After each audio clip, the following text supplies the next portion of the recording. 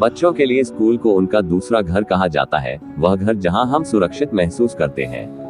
लेकिन फिर क्या हुआ कि हम वहां भी सुरक्षित नहीं हैं। 15 साल की निशा के साथ भी कुछ ऐसा ही हुआ। निशा ने एक नृत्य प्रतियोगिता में भाग लिया था और स्कूल के बाद अपने प्रदर्शन के अभ्यास के लिए अपने 2 दोस्तों रमन और पॉल के साथ रुकी थी। डांस की प्रैक्टिस के दौरान निशा के दोस्त पॉल का संतुलन बिगड़ गया और वह गिर पड़े। उसका पैर मुड़ गया था और वह दर्द से कराह रहा था।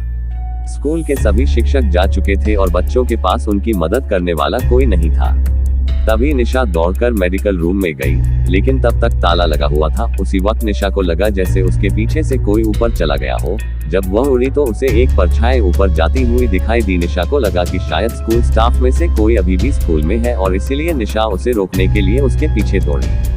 निशा स्कूल की 3री मंजिल पर आ गई थी। उस मंजिल पर स्कूल स्टाफ के अलावा किसी को जाने की इजाजत नहीं थी। निशा को कुछ समझ नहीं आ रहा था, तो वह छाया को अपने मन का भ्रम समझकर वापस जाने लगी। लेकिन तभी उसे एक अजीब सी आवाज सुनाई दी। जब निशा ने मुड़कर उस कमरे की ओर देखा तो उस पर लगा ताला टूटा हुआ था और नीचे गिर गया। निशा चौंक गई। उसने कमरे के अंदर जाकर देखा कि एक आदमी खिड़की की तरफ मुंह किए खड़ा है। निशा ने उससे पूछा कि क्या वह उसके साथ चलकर पॉल की मदद करेगा, लेकिन उस आदमी ने निशा को कोई प्रतिक्रिया नहीं दी। निशा को सब कुछ बड़ा अजीब लग रहा था। उसने फिर उस आदमी को आवाज दी, लेकिन तभी अचानक उस कमरे का दरवाजा अपने आप बंद होने लगा। ये सब देखकर निशा बहुत तेज डर गई। वह भागकर दरवाजे की ओर गई और उसे खोलने की कोशिश की, लेकिन दरवाजा नहीं खुल रहा होता है। तभी निशा को उस आदमी के हंसने की आवाज सुनाई देने लगी। वह बहुत ही भयानक तरीके से हंस रहा था और धीरे धीरे उसकी हंसी तेज होती जा रही थी। निशा की पीछे मुड़कर देखने की हिम्मत नहीं हुई और वह डर के मारे जोर जोर से दरवाजा पीटने लगी।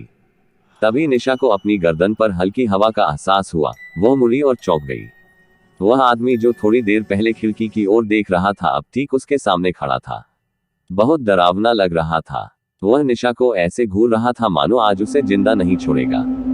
उसने निशा को पकड़ लिया और उसे अपनी ओर खींचने लगा। निशा ने रोना बंद कर दिया और डर के मारे चीख पड़ी। उस आदमी ने निशा के मुंह पर हाथ रख दिया और निशा को गालियां देने लगा।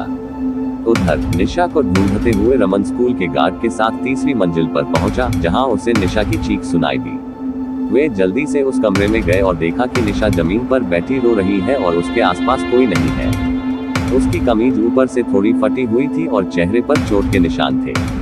उसने अपने साथ हुई पूरी कहानी सबको बताई। निशा के साथ हुई इस घटना को सुनकर स्कूल के गार्ड का चेहरा पीला पड़ गया। गार्ड ने निशा और उसकी सहेलियों को बताया कि कुछ साल पहले स्कूल में एक सफाईकर्मी काम करता था।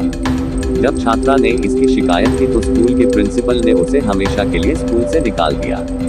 उसके 1 हफ्ते के अंदर ही पागल ने 3री मंजिल पर बने स्टोरेज रूम में जाकर खुदकुशी कर ली। कई दिनों तक उसकी मौत का पता किसी को नहीं चला। उस आदमी की लाश बेहद डरावनी हालत में मिली और तब से उसकी आत्मा उसी कमरे में भटक रही है। इसलिए स्कूल की 3री मंजिल किसी के लिए भी बंद है। इस घटना के बाद निशा इतनी परेशान हो गई कि कुछ दिनों तक वह स्कूल नहीं गई, लेकिन कुछ ही महीनों में उसने एक नए स्कूल में दाखिला भी ले लिया।